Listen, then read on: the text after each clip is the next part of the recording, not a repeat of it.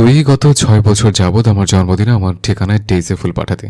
নীলাপের কথা শুনে তরু ফোনটা সাইডে রেখে নীলাপের দিকে তাকালো। আমি পাঠাতাম। তরু, প্লিজ আমার জন্য পাগলামি করা বন্ধ করো। আমাকে এত ভালোবাসতে হবে না। সম্ভব নয়। নীলাপ ভুরু কুচকে তরুর দিকে তাকালো। তরু উঠে বসে বলল। গিফটগুলো খুলে দেখাবে না? নীলাপ একটা শ্বাস ফেলে গিফটগুলো নিয়ে এসে বসলো। প্রথমে নাহিদের দেওয়া গিফটটা খুলো, সে যেখানে ব্র্যান্ডেড ঘড়ি ছিল। বাহ, বেশ ভালো গিফট দিয়েছে তোমাকে। নীলাপ মুচকি হেসে তাজিমের দেওয়া বক্সটা খুলো, যেখানে একটা পারফিউম ছিল। নীলাপ সেটা দেখে অবাক হলো। এটা যেই সেই পারফিউম নয়, একদম লিমিটেড এডিশনের পারফিউম, যেটা নীলাপ সবসময় ইউজ করে। নীলাপ সন্ধিয়ান চোখে তরুর দিকে তাকায়। তুই এনাকে এটার ব্যাপারে বলেছিস? হ্যাঁ বলেছি, কারণ অন্য কোনো পারফিউম দিলে তুমি ইউজ করতে না, আর ভাইয়াও গিফট দেবে। তো আমি কি করতাম? নীলাপ একটা শ্বাস ছেড়ে তরুর দেওয়া গিফটটা হাতে নিল। তরু এক দৃষ্টিতে তার দিকেই তাকিয়েছে। নীলাপ গিফট বক্সটা খুলে দেখলো সেটা একটা রিং। নীলাপ কিছুক্ষণ সেটার দিকে তাকিয়ে রইল।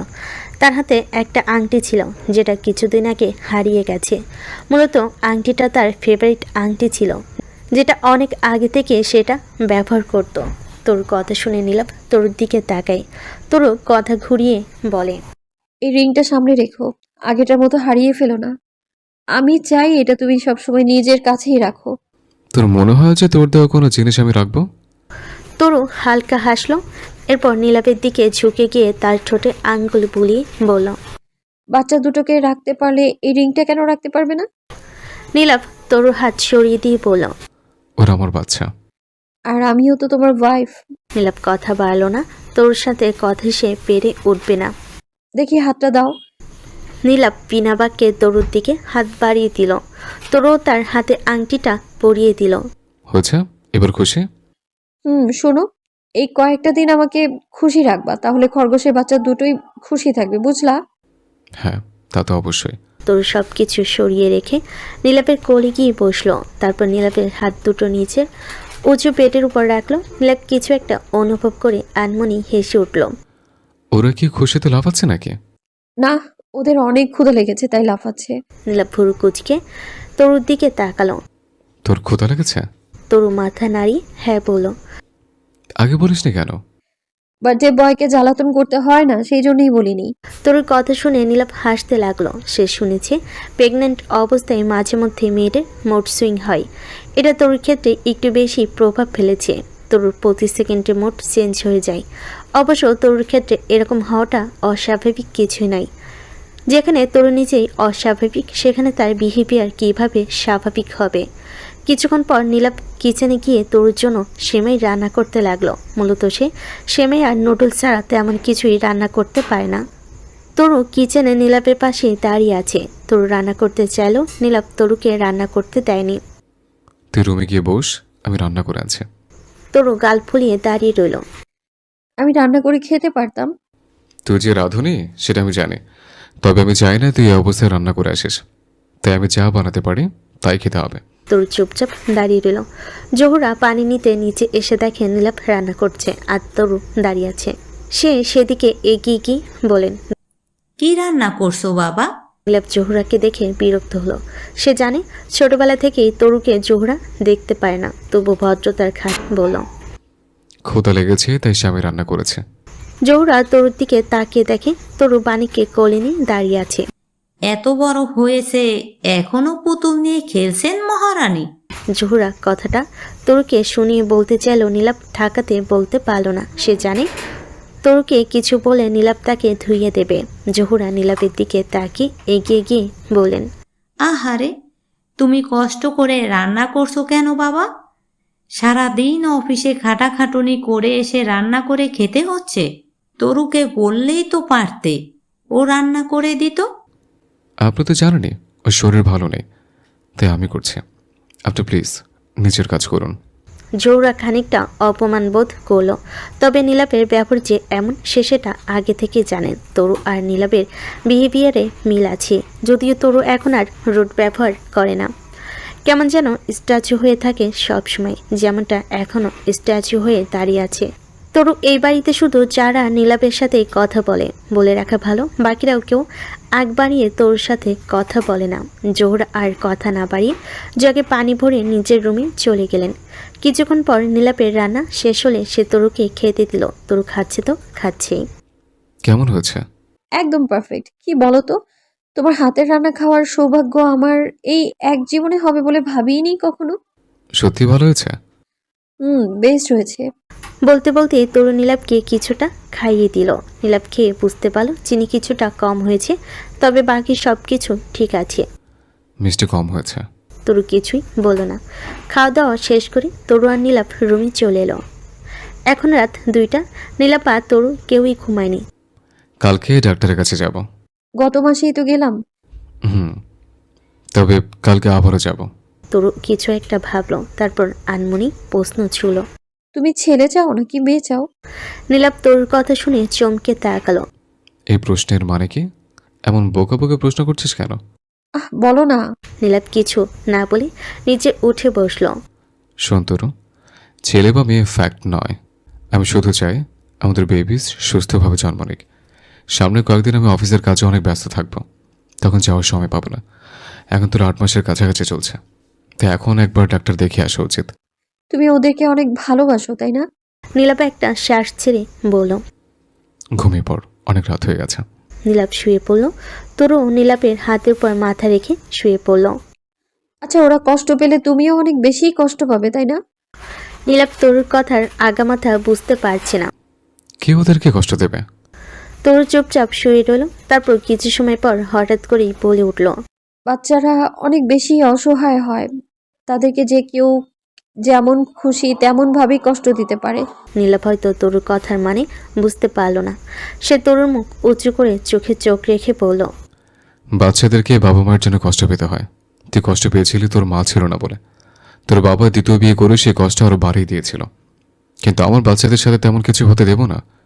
ওদের কোনো মা থাকবে না, ওদেরকেও কষ্ট পেতেই হবে। সেটা তোর ব্যর্থতা। সেজন্যই ওদেরকে কষ্ট পেতে হবে। ওদের জন্য দরকার হলে 100 জন সার্ভেন্ট রেখে দেব। আর আমি তো আছি। মায়ের অভাব পূরণ না হলেও ওদের কোনো কষ্ট হবে না। কেউ ওদেরকে কষ্ট দিতে পারবে না। যাদের বাবা মা না থাকে তারা অসহায় হয়। দেখ না চ্যাম্প, ও তো বাচ্চা, ও কি অসহায়? অনেক স্ট্রং, কারণ ওর বাবা মা আছে, ফ্যামিলি আছে। কথাটা শুনে তরু হালকা হাসলো। তাহলে ঠিক আছে, ওদের আমাকে প্রয়োজন হবে না। নীলাপ গম্ভীর স্বরে বলে উঠল। তুই চাস যে ওদের যেন তোকে প্রয়োজন না হয়? প্লিজ তুমি গ্যারান্টি দাও যে ওদের আমাকে কখনো প্রয়োজন হবে না। আর তুমি যদি গ্যারান্টি না দিতে পারো তাহলে নীলাপ চমকে তাকালো। তাহলে তাহলে আমি ওদেরকে নিজের সাথে নিয়ে যাব। তোর কথা শুনে নীলাপ বিরাট বড় শখ খেলো। যেখানে আমি যাব। নীলাপ তোর কথা কিছুতেই মানতে পারছে না। তুই তো ওদেরকে সহ্য করতে পারিস না, তাহলে কেন নিয়ে যাওয়ার কথা বলছিস? তরু শোয়া থেকে উঠে বসলো। সহ্য করতে না পারলেই সম্পর্ক শেষ হয়ে যায় না, এটা তুমি শিখিয়েছো আমায়। আমি তেমন নই যে দায়িত্ব অবহেলা করব। জন্ম যখন দেব তখন ওদের ওপর আমারও দায়িত্ব আছে। ওরা ফেলনা নয়। তুমি ওদেরকে বেস্টটা দিতে না পারলে ওদেরকে আমি বেস্টটা দেব। আর তুমি ভালো করেই জানো তরু যা বলে তাই করে। তাই ওদেরকে সবসময় বেস্টটা দিও। ওরা যেন কোনোদিনও আমার প্রয়োজন বোধ না করে। কথাটা শুনে নীলাপের গলা শুকিয়ে আসছে। সে কোনোভাবেই তরু আর বাচ্চাদেরকে একসাথে হারিয়ে সারভাইভ করতে পারবে না। নীলাপ উঠে বসে নিজেকে সামনে নিম্নস্বরে বলল। তোকে তো আমি মেরে ফেলবো। তুই ওদেরকে নিয়ে যাওয়ার সুযোগ পাবি না। তরু হাসতে লাগলো, যে হাসি অনেক বেশি ভয়ানক ছিল। তরু সেই হাসি শব্দ নীলাপের হার্টবিট ক্রমশ লাগেমহীন করে দিচ্ছে। প্লিজ চুপ কর, এভাবে হাসবি না কখন। তরু থামলো না, হাসি মাছি বলল। এরকম জোকস শুনেও হাসবো না বলছো? তুমি এখনো বলছো যে তুমি আমায় মেরে ফেলবে? দেখ তরু, আমার কথা থেকে আমি সরে যাইনি এখনো। তরু আর বেশি হাসতে লাগলো। প্লিজ আর জোকস বলো না, আমি আর হাসতে পারছি না। নীলাপ আর কিছু বলল না, শুধু তরুর দিকে স্থির চাহনি নিক্ষেপ করলো। সকাল 10টার দিকে নীলাপ তরুকে নিয়ে ডাক্তারের কাছে এলো। ডাক্তার তরুর আল্ট্রাসাউন্ড আরও কয়েকটি টেস্ট করলো। তরু সবসময়ের মতোই নিশ্চুপ। ডাক্তার লুচি এবার আর তরুর ব্যবহারে অবাক হলেন না। বুঝতে পেরেছে তরুর বিহিবারই এমন। নীলাপ বরাবরের মতোই আগ বাড়িয়ে জিজ্ঞেস করলো। বাচ্চারা কেমন আছে? বাচ্চা তো ভালোই আছে, তবে মিসেস খান বেশি একটা ভালো নেই। তার নর্মাল ডেলিভারি হওয়ার চান্স একদম নেই বললেই চলে। সিজার করতে হবে। লুচির কথায় নীলাভ অনেক ঘাবড়ে গেল। এমনি সে এই ব্যাপারটা নিয়ে টেনশনে আছে, তার উপর এরকম কথা শুনে তার ভয়টা আরও বেড়ে গেল। তোর মধ্যে খুব একটা ভাবন্তর দেখা গেল না। নীলাভও আর কিছুই বলতে পারল না। ডাক্তার লুসি ফের বলেন, যাই হোক, বাচ্চা দুটো অনেক অ্যাক্টিভ। নীলাভ স্বাভাবিকভাবে খুশি হয়েছে, কিন্তু তোর জন্য তার অনেক বেশি চিন্তা হচ্ছে। সে জানে না কেন এরকমটা হচ্ছে। সে তরুকে নিয়ে ভাবতে না চেলেও তার মনে অটোমেটিক তোর জন্য কনসার্ন সৃষ্টি হয়ে যায়।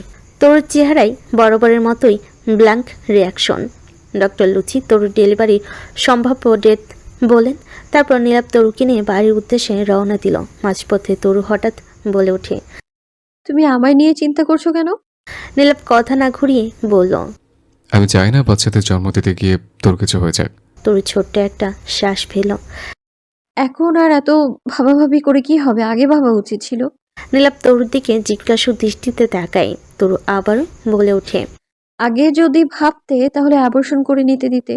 তরুর এই কথাটা শুনে নীলাভ হাসবে না কাঁদবে বুঝতে পারছি না। সাইকো একটা। এসব যদি তোর আর আমার মা বাবা ভাবতো তাহলে আমাদের কোনো অস্তিত্বও থাকতো না। তরু কণ্ঠ খাদে নামিয়ে বলল, অন্তত আমার জন্মদাত্রীর ভাবা উচিত ছিল। সে আমাকে জন্ম দিতে গিয়েই মারা গিয়েছিল। সে নাকি মারা যাওয়ার আগে বারবার আমায় বাঁচাতে বলেছিল। কতটা বোকা ছিল ভাবা যায়। মায়েরা বোকাই হয়, কিন্তু তুই তো চালাক। তুই নিশ্চয়ই নিজেকে বাঁচাতে বলবি। তরু নিশ্চুপ হয়ে গেল। কিছুক্ষণ পর বলল, না, আমার বাঁচা না বাঁচা সমান। তোমরা বরং বাচ্চাদেরই বাঁচাতে বলো। আমাকে তো তোমরা মেরেই ফেলতে চাও। সেই যাত্রায় মরে গেলে খারাপ হবে না বলো? তোমাকে আর কষ্ট করে আমায় মারতে হবে না। কিভাবে আমাকে মারবে সেটা নিয়েও আর ভাবতে হবে না। কথাটা শুনে নীলাভের চোখ দুটো লাল হয়ে এলো। তার মনে হচ্ছে কেউ তার হৃৎপিণ্ডে আগুন জ্বালিয়ে দিয়েছে। তরু নীলাভের দিকে না তাকিয়ে কথাগুলো বলেছে। সে এখন নীলাভের দিকে তাকালো। সে নিজেই থমকে গেল। নীলাভ কাঁদছে। তুমি কাঁদছো কেন? নীলাভ আচমকাই গাড়ি ব্রেক করে এক হাতে তরুর গালজোড়া চেপে ধরল। তরু নীলাভের লাল চোখ দুটোর দিকে তাকিয়ে বিস্মিত হচ্ছে। নীলাভ রীতিমতো কাঁদছে। সে চিৎকার করে বলতে লাগলো, তোর কি মনে হয় তুই এত সহজে মরে যেতে পারবি? তোকে বেঁচে থাকতে হবে। আমার হাতে মরার জন্য বেঁচে থাকতে হবে। আমার বুকে আগুন জ্বালিয়ে তুই খুব শান্তি পাস, তাই না?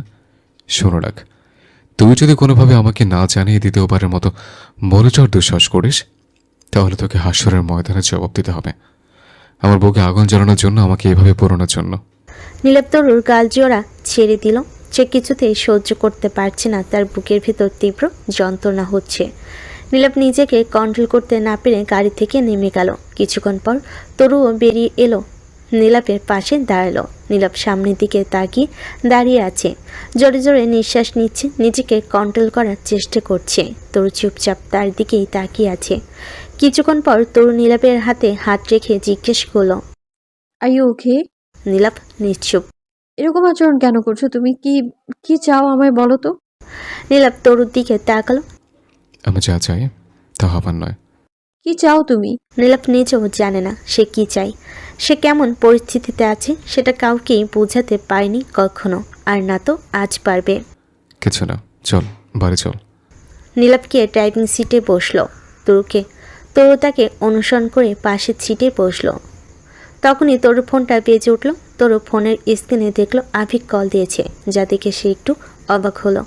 আভিক সাধারণত মেসেজ দেয়, কল করে না। বিভান রিজাকেও তাকে ডিরেক্ট কল দেয় না, আগে মেসেজ দেয়। নীলাভ দৃষ্টির সামনের দিকে নিবদ্ধ রেখেই প্রশ্ন করলো, কে কল দিয়েছে? আমার ফ্রেন্ড আভিক। নীলাভ আর কিছুই বলল না। তরু কলটা রিসিভ করে কানে কাছে নিতেই কিছু একটা শুনে তার চোখে মুখে রং পরিবর্তন হয়ে গেল। হোয়াট? তুই এটা আমাকে এখন জানাচ্ছিস? তরুর রাগী কণ্ঠ শুনে আভিক ঢোক গিলে মিনমিনিয়ে বলল, কুল ডাউন আলফা। আমিও ভাবতে পারিনি মেয়েটা বিডিতে চলে আসবে। হ্যাঁ, very good. Now go to hell. বলে তরু কল কেটে দিল। তরুর আচরণে এরূপ পরিবর্তন দেখে নীলাভ চমকিত হলো। এর আগে সে তরুকে এতটা হাইপার হয়ে যেতে দেখেনি। উল্টো তরু দিন দিন একরোখা হয়ে যাচ্ছিল। সেই তরু আজকে কি এমন শুনলো যে এরকম রিয়াক্ট করছে? কি হয়েছে? তরু নিজেকে কন্ট্রোল করে বলল, কিচ্ছু না, একটাও কোনো কাজের না। সামান্য কাজটাও ঠিক করে করতে পারেনি। ইচ্ছে তো করছে সব কটাকে শুট করে দিই আমি। নীলাভ আগামাথা কিছুই বুঝতে পারল না।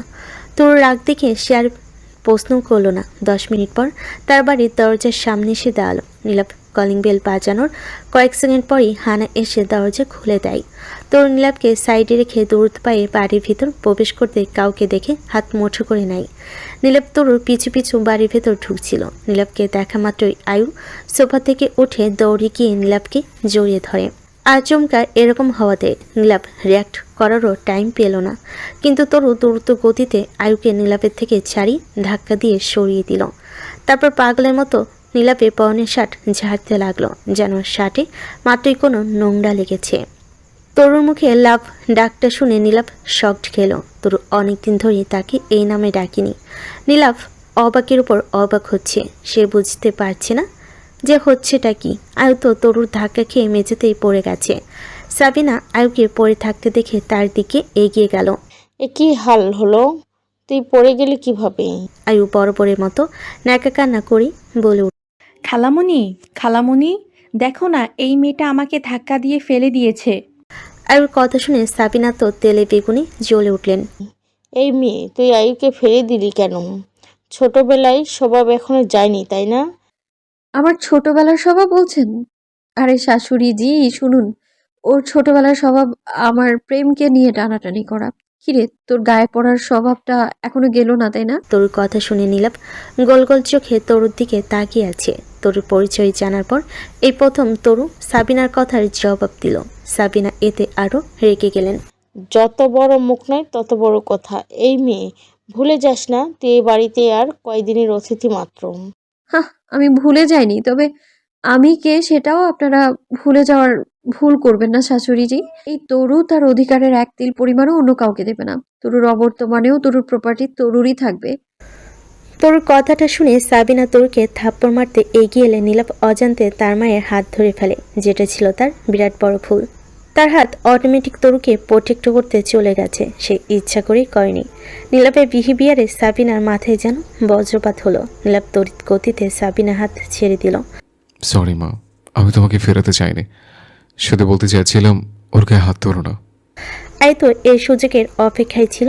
সে সাবিনাকে খেপানোর উদ্দেশ্যে বলে উঠল, খালামণি, নীল এতটা চেঞ্জ হয়ে গেছে। যেই নীলাভ তোমার মুখের ওপর কখনো কথা বলেনি, এই মেয়ে সেই নীলাভকে বশ করে ফেলেছে। অবশ্যই এই মেয়ে হয়তো জাদুকরনি, নইলে হাটে গুলি লাগার পরেও বেঁচে ফিরে আসে কিভাবে? আয়ুর কথাটা যেন সাবিনার ক্ষত স্থানে লবণের মতো কাজ করলো। তুই এই মেয়েটাকে প্রোটেক্ট করছিলি, ভুলে যাস না নীলাভ। আমি এক সময় এই মেয়েকে বিয়ে করতে তোকে বাধ্য করেছিলাম। আমিও চলে এসেছিলাম তুই ওকে ভালোবেসে সংসার কর, কিন্তু আজ আমি চাইছি ওকে মেরে ফেলতে। আর কোনো এমনটাই চাইছি, সেটা ভুলে যাসনি নিশ্চয়ই। নীলাভ মাথা নিচু করে সাবিনার কথাগুলো শুনলো, তারপর বলল, আমি আমার অনাগত সন্তানদের প্রোটেক্ট করছি, তুমি ওদের উপর হাত তুলতে পারো না মা। আগেও বলেছে, আজকে আবারও বলছে, তরুকে কিছু বললে তার প্রভাব ওদের উপরে পড়বে, যেটা আমি হতে দেব না। নীলাভের কথা শুনে সাবিনা চুপ হয়ে গেল। নীলাভ আয়ুর উদ্দেশ্যে বলল, লিসেন আয়ু, তুমি কোথা থেকে এসছো আর কেনই বা এসছো আমি সেই সম্পর্কে জানতে আগ্রহী নই।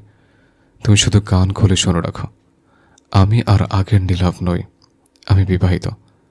কে আমার ওয়াইফ সেটা ফ্যাক্ট নয়, আর মাত্র কিছুদিন পরে 2 বাচ্চার বাবা হয়ে যাব। আমার জীবনে আর কখনো অন্য কারোর প্রয়োজন পড়বে না। সো আমার জন্য এসে থাকলে যেখান থেকে এসছো সেখানে ফিরে যাও। কথাটা বলেই নীলাভ চলে যেতে নিল, কিন্তু কয়েকবার এগিয়ে গিয়ে তার তরুর কথা মনে পড়ল। নীলাভ তরুর দিকে তাকিয়ে দেখল তরু চুপচাপ দাঁড়িয়ে আছে। নীলাভ ফিরে এসে তরুর হাতে কবজি ধরে তাকেও নিজের সাথে নিয়ে চলে গেল। আয়ুটাকে গজগজ করছে। সাবিনা এসে তাকে সান্ত্বনা দিয়ে বলেন, রাগ করিস না মা, নীলাভ তো এমনই। তুই তো জানিসই রাগের মাথায় কি বলে ঠিক থাকে না। একটু পর দেখবি নিজ থেকেই তোর কাছে কথা বলবে। আয়ু মেকি হাসি দিয়ে সাবিনাকে জড়িয়ে ধরল। তুমি চিন্তা করো না খালামণি, ওই জাদুকর্ণীর হাত থেকে নীলকে আমি ঠিক ছাড়িয়ে নেব। এখন আমি একটু আসি, বুঝলে? সে কি, কোথায় যাবি? সবে তো মাত্র এলি। এখন যাই, রাতের বেলা তোমার বোনকে নিয়ে একেবারে আসবো। আচ্ছা, সাবধানে যাস। আয়ু চলে গেল। তবে সাবিনা কিছুতেই নীলাভের বিহেভিয়ার মেনে নিতে পারছে না। সে আয়ুকে আগে দেখতে পারত না, কিন্তু নীলাভকে তরুর কাছ থেকে আলাদা করার জন্য সে দরকার হলে আয়ুর সাহায্য নেবে। ভাবতে ভাবতে সাবিনা নিজের রুমে চলে গেলেন। জোহরা ড্রয়িং রুমে বসে বসে সমস্ত ঘটনাই পর্যবেক্ষণ করেছেন এতক্ষণ। সকালে তরু আর নীলাভ বেরিয়ে যাওয়ার কিছুক্ষণ পরেই আয়ু এই বাড়িতে এসেছিল। সাবিনা যদিও তরুর ব্যাপারে আয়ুকে তেমন বেশি কিছু বলেনি, কিন্তু জোহরা সব বিস্তারিতভাবে বলেছেন। এখন তো আশেপাশের সবাই তরুর পরিচয় জানেই, তাই সাফন এহসান আলাদা করে জোহরাকে দোষারোপ করতে পারবে না। এই সুযোগকে কাজে লাগাচ্ছেন জোহরা। সে সবার কানে তরুণ নামে বিষ ঢালার চেষ্টা করছেন। তবে যারার উপর এর কোনো প্রভাব পড়েনি, যা তো বোন বলতেই অজ্ঞান। আর নীলাভের সামনে জোহরা কিছু বলার সুযোগটুকুও পায় না, যার দ্বারা বোঝা যায় যারা নীলাভ বাদে জোহরা বাকি সবাইকে নিজের কন্ট্রোলে নিয়েছেন। রুমে এসে নীলাভ তরুর হাত ছেড়ে দিল, তারপর তরুর উদ্দেশ্যে বলল, মায়ের সাথে আর কখনো ওভাবে কথা বলবি না। তরু নীলাভের কথার জবাব না দিয়ে তার শার্টের কলার চেপে ধরে বলল, এই শার্টটা খুলে ফেলো। নীলাভ তরুর হাত সরিয়ে দিল। একদম পাগলামি করবি না, কন্ট্রোল ইয়োরসেলফ। খুলবে না? তরুর গলার স্বরের এরূপ পরিবর্তন নীলাভ বিস্মিত হয়েছে। তার মন মেজাজ ভালো নেই, যার কারণে সে তরুকে পুরোপুরি ইগনোর করে বাইরে বেরিয়ে যেতে নেয়। কিন্তু তার আগেই তরু নীলাভের সামনে চলে আসে আর একটানে নীলাভের শার্টের সবগুলো বোতাম ছিঁড়ে শার্টটা দুখণ্ড করে ফেলে। ঘটনার আশঙ্কিকতায় নীলাভ দিক বিদিক শূন্য হয়ে তরুর গালে সজোরে থাপ্পড় বসিয়ে দেয়। তরু দুপা পিছিয়ে গিয়ে গালে হাতে অবাক চোখে নীলাভের দিকে তাকায়। বেশি বাড়াবাড়ি করছিস, কি ভাবিস নিজেকে? তোর কথা মতো চলতে হবে নাকি? এতদিন শুধুমাত্র বাচ্চাদের জন্য তোর সব জেদ পাগলামি সহ্য করে গেছে। আমাকে মানুষ বলে মনে হয় না, তাই না?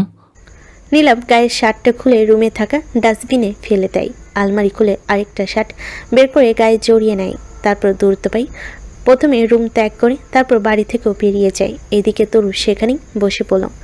তরু নীলাভের ব্যবহারে অনেক বেশি আহত হয়েছে। তুই কখনো বুঝবি না আমায়, শুধু আমার দোষগুলোই দেখবি তুই। আমি কেন দোষগুলো করেছি সেগুলো তোর চোখেও পড়বে না, কারণগুলোও খুঁজতে চাইবি না, জালিম একটা। কারণ নম্বর ডায়াল করলো। হ্যালো নিকো, আমি আসছি। সাফেদের পিএকে রেডি রাখো। তরু কল কেটে দিল। তারপর ওঠার চেষ্টা করলো, কিন্তু তার উঠে দাঁড়াতে সমস্যা হচ্ছে। এই অবস্থায় বাইরে যাওয়াটাও বিপজ্জনক। তবু নিজেকে শান্ত করার একটাই উপায়, সেটা হলো নীলাভের কথা ভুলে থাকতে হবে। এখন এই বাড়িতে থাকলে তার মাথায় ঠিক থাকবে না। সে কী করে বসবে নিজেও জানে না। তরু পেটের উপর হাত রেখে উঠে দাঁড়ালো, কোনো দিকে না থেকেই বাড়ি থেকে বেরিয়ে গেল। বাড়ির সবাই নীলাভের চিলিয়ে বলা কথাগুলো শুনছে। জোহরা আর সাবিনা খুশি হয়েছেন, শুধুমাত্র যারা খুশি হতে পায়নি। তরু বেরিয়ে যাওয়ার সময় যারা তাকে বহুবার ডাকলো, তরু থামেনি। নীলাভ 1 ঘন্টা পরে বাড়িতে ফিরে আসে। সে তরুর সাথে ওরকম ভিভ একদমই করতে চায়নি, উল্টো তরুই তাকে সময় দিচ্ছিল না। সে কি শার্টটা গায়ে দিয়ে থাকতো? তাকে একটু সময় দেওয়া যেত না? তখন আয়ুকে দেখে নীলাভ অনেক বেশি রেগে গিয়েছিল, আর তার সব রাগ তরুর উপরে গিয়ে পড়েছে। নীলাভের এখন নিজের উপরেই বিরক্ত লাগছে। সাবিনার হাত থেকে বাঁচিয়ে সে নিজে তরুকে চড় মেরে দিল। তার উপর তরু যেদি উল্টাপাল্টা কিছু করে বসলে এসব ভেবে ভেবে বাইরে থাকতে পারছিল না। নীলাভ তড়িঘড়ি করে রুমে ঢুকে পড়ে, কিন্তু তরুকে সে কোথাও খুঁজে পায় না। সে বুঝতে পারে তরু কোথাও একটা চলে গেছে। সে চিল্লিয়ে তরুকে ডাকতে লাগলো, তরু, তরু কোথায় তুই? বাইরে প্লিজ। আই এম সরি, আর এরকম করবো না। তুই যখন যা বলবি সাথে সাথে করবো, বেরিয়ে আয়। তরু থাকলেও তো বেরিয়ে আসবে। যারা জিদানকে নিয়ে ড্রয়িং রুমে ছিল, নীলাভের চিৎকার শুনে এসে নীলাভের কাছে আসে। নীলাভ মেঝেতেই বসেছিল, তার কান্না পাচ্ছে। কান্না চেপে রাখার কারণে চোখ দুটো ইতিমধ্যে লাল হয়ে গেছে। যারাকে দেখে নীলাভ মেঝে থেকে উঠে দাঁড়ায়, চোখের পাতা বন্ধ করে বলে, ভাবি, তরু কোথায়? যারা নিজের বোনের জন্য কান্না পাচ্ছে। সে কেঁদে কেঁদে বলে, ভাইয়া, আপনি আপুর গায়ে হাত তুললেন কেন? সব দোষ আরও আপুরই ছিল। আপনি তো জানেন আপু আপনাকে নিয়ে কতটা পজিটিভ। কোনো মেয়ে তার হাজবেন্ডকে তার এক্সের সাথে দেখে স্বাভাবিক থাকতে পারবে না। তার উপর আপু তো আপনাকে নিজের চেয়েও বেশি ভালোবাসে। যারা কথা শুনে নীলাভের আরো বেশি খারাপ লাগছে। তরু কোথায় গেছে? আপনি যাওয়ার পরপরই আপু রেগে মেগে বাড়ি থেকে বের হয়ে গেছে। আমি পেছন থেকে অনেকবার ডেকেছি, কিন্তু সে ফিরেও তাকায়নি। আমি জানি না সে কোথায় গিয়েছে। যার কথা শুনে নীলাভ কিছু না বলে পুনরায় বাড়ি থেকে বেরিয়ে যায়। আফিক বলে ওঠে। শালা কি ক্ষতি করতে পারিস তুই আমাদের? বিভান বলল। ভালোই ভালোই আলফা যা যা জিজ্ঞেস করছে উত্তর দে। সাফেদ শাহরিয়ার পিয়ে সজীব ঘন ঘন শ্বাস নিচ্ছে। তার মাঝে আবারও তার ঘাট ধরে নিকোলাস পানিতে চুবিয়ে ধরল। তরু, বিভান, আফিকা আর লিজা সামনে থাকা চেয়ারে বসে আছে। তরু গম্ভীর কণ্ঠে বলল। এভাবে কিচ্ছু বলবে না, হয়তো ওকে স্পেশাল ট্রিটমেন্ট দিতে হবে। বলে তরু একটা চাবুক হাতে সজীবের দিকে এগিয়ে গেল। সজীব হাত পা বাঁধা অবস্থায় জোরে জোরে শ্বাস নিচ্ছে। ওয়াটার ট্রিটমেন্টের কারণে তার অবস্থা ইতিমধ্যে শোচনীয়। তরু এক নাগারে চাবুক দিয়ে মারতে শুরু করলো, কিন্তু তা সজীবের মুখ থেকে কোনো কথা বের হলো না, যা দেখে তরু হাসতে লাগলো। বেশ ভালোই পা চাটা কুত্তা তুই, তোকে এত সহজে মারবো না বুঝলি। সজীব হাঁপাতে হাঁপাতে বলল। আমি কিচ্ছু জানি না। সাফেদের সম্পর্কেও কিচ্ছু জানিস না? ওহো কাম অন বিচ, তুই ওর পিয়ে ছিলি। ও তোকে ডান হাতের মতো ব্যবহার করত, এমনকি তোকে উদ্ধার করার জন্য বেশ কয়েকবার লোক পাঠিয়েছিল। আমি ওনার সম্পর্কে কিছু বললে উনি আমার ফ্যামিলিকে মেরে ফেলবে। আমার 10 বছরের একটা মেয়ে আছে। প্লিজ আমাকে ছেড়ে দিন। আপনিও তো কয়দিন পর মা হবেন, একটু দয়া করুন। তরুর আগে গজ গজ করে উঠল। একদম চুপ, আমার ইমোশনালি অ্যাটাক করার চেষ্টা করিস না। তুই তো জানিস এই সাফেদের একটা টিম নারী আর শিশু পাচারকারীর সাথে জড়িত। সজীব চুপ হয়ে যায়। সাফেদের বস জমশেদ দেশের সমস্ত নিকৃষ্ট কাজের মাথা, আর তার ছেলে দেশের বাইরে থেকে তাকে এসব কাজে সাহায্য করছে। সবই তো জানিস। তোর সন্তানের জন্য মায়া হচ্ছে, আর বাকিদের জন্য। আপনি আমাকে মেরে ফেলুন, আমি আপনাকে কিছু বলতে পারবো না। তোর আবারও হাসতে লাগলো। মেরে অবশ্যই ফেলবো, তার আগে তোর চোখের সামনে তোর বউ আর মেয়েকে মারবো। কথাটা শুনে সজীব চমকে তাকায়। অবাক হচ্ছিস? তোর চেহারার এই ভয়টাই তো দেখতে চেয়েছিলাম। কি ভেবেছিলি সাফেদের কাছে তোর বউ আর মেয়ে সুরক্ষিত থাকবে? আর সাফেদ তো ভেবেই নিয়েছে আমরা তোকে মেরেই ফেলেছি। সেই জন্যে তোর বউ আর মেয়ের খোঁজ নেওয়ারও প্রয়োজন মনে করেনি সে, যার জন্য খুব সহজেই আমরা ওদের বন্দি করে ফেলেছি। সজীব একটা শুষ্ক ঢোক গেল। সে এরকমটা করতে পারে না। আমাকে সে কথা দিয়েছিল, আমার কিছু হয়ে গেলে সে আমার ফ্যামিলিকে দেখে রাখবে। বোকা রে তুই, ওর মতো একটা পোষা কুত্তাকে বিশ্বাস করেছিস তুই? ও তো নিজেই জমশেদের পা চাটা কুত্তা। ওই জমশেদের পা চেটেই তো কুল পায় না সে। তোর মতো আরেক কুত্তার কথা ওর ভাবার টাইম আছে? কথাটা বলেই তরু বিভানকে ইশারায় কিছু বলল। বিভান গিয়ে একজন মহিলা আর একটা বাচ্চা মেয়েকে নিয়ে আসলো। মেয়েটা দৌড়ে সজীবের কাছে যেতে নিলে লিসা এসে তাকে আটকায়। তরু সজীবের চারপাশ ঘুরতে ঘুরতে বলে। জমশেদ আমার বাচ্চাদের রক্ত খাওয়ার জন্য অধীর আগ্রহে বসে আছে। আমার বাচ্চাদের জায়গায় তোর মেয়েকে পাঠিয়ে দিলে ব্যাপারটা মন্দ হয় না, বলিস কি? কথাটা শুনে সজীব কাঁদতে লাগলো। প্লিজ এমন কিছু করবেন না। আমিও অন্যায় করেছি, পাপ করেছি, কিন্তু আমার মেয়ে নিষ্পাপ। নিষ্পাপ ত্রানা চৌধুরী নামের মেয়েটাও ছিল নিষ্পাপ। তো ত্রানা, আভিক আর বিভানের মায়েরাও ছিলেন, কিন্তু জমশেদ সবকিছু নিয়েও তাদের ছেড়ে দিল না কেন? কি বলতো, যে যে যত বেশি নিষ্পাপ তার জীবনে তত বেশি জটিলতা। তো লতা এহসানও নিষ্পাপ ছিল, ত্রানা চৌধুরীও নিষ্পাপ ছিল, কিন্তু তাদের সাথে কেন অন্যায় হলো? শত শত নারী শিশুকে পাচার করা হচ্ছে, তাদের অন্যায়টা কি? তারা মেয়ে হয়ে জন্ম নিয়েছে, এটাই কি তাদের দোষ? যদি এইটাই তাদের দোষ হয়ে থাকে তবে তোর নিজের মেয়েটাও দোষী। এখন তুই তোর মেয়ের শাস্তি নির্ণয় কর। জামশেদের কাছে আমার বাচ্চাদের পরিবর্তে পাঠাবো নাকি, হ্যাঁ, নাকি সাফেদের নারী শিশু পাচারকারী চক্রের কাছে পাঠাবো, কোনটা? তোর কথাগুলো শুনে সজীবের বিবেক জাগ্রত হলো। তোর তাকে হাতে কলমে শিক্ষা দিয়েছে। আভিক, বিভান, আলিজাও তোর কথাগুলো শুনে মুগ্ধ হয়েছে। সজীব কাছে তোর হাসতে হাসতেই বলল। জানিস আমি হাসতে জানি না, কিন্তু পরিস্থিতি আমায় অনেক সময় হাসতে বাধ্য করে, যার ফলস্বরূপ আমার পাগল পাগল লাগে সবকিছু। আমাকে তখন দেখতেও পাগলের মতো লাগে। সেই সময় আমি পাগলের মতো সবকিছু করে ফেলতে পারি, যা একজন সুস্থ লোক করতে পারবে না। তোর কাছে আগের দুটো অপশন ভালো না লাগলে বল, আমার কাছে আরো একটা অপশন আছে। সজীব অসহায় দৃষ্টিতে তরুর দিকে তাকালো। আমার পোষার জঙ্গলি কুকুরগুলো অনেক দিন ধরে মানুষের মাংস খায় না। তুই চাইলে তৃতীয় অপশন হিসেবে তোর মেয়ে আর বউকে ওদের খাবারও বানাতে পারিস। বাকিটা তোর ইচ্ছে, তোর কাছে 1 মিনিট ভাবার সময় আছে। তরু চলে যেতে নিতেই সজীব বলে উঠল। আমি আপনাদের সাহায্য করতে প্রস্তুত। আমি যা কিছু জানি সবকিছু দিয়ে আপনাদের সাহায্য করব। কথাটা শুনে তোর ঠোঁটের কোণে সূক্ষ্ম হাসি ফুটে উঠল। নিকোলাস এগিয়ে গিয়ে সজীবের হাতে পায়ের বাঁধন খুলে দিল। অন্যদিকে আয়ু হায়দার ম্যানশনের বড় ড্রয়িং রুমে বসে আছে। তার সামনেই বসে আছে জসিম, জামশেদ আর সাফেদ। জসিম নামে ছেলেটার বয়স 35, গায়ের বর্ণ শ্যামলা। জসিম আয়ুকে টেনে নিয়ে নিজের কোলে বসালো। তবে তার কর্মকাণ্ডে জামশেদ বা সাফেদ অবাক হলো না। জসিমের সবচেয়ে বড় নেশে হলো মেয়ে লোকের নেশা। জামশেদ ওদের দিকে তাকিয়ে হাসছে আর হুইস্কির গ্লাসে চুমুক দিচ্ছে। জসিম সিগারেটে একটা টান দিবে সবার সামনে আয়ুকে লিপকিস করলো। আয়ু বাধা দিল না।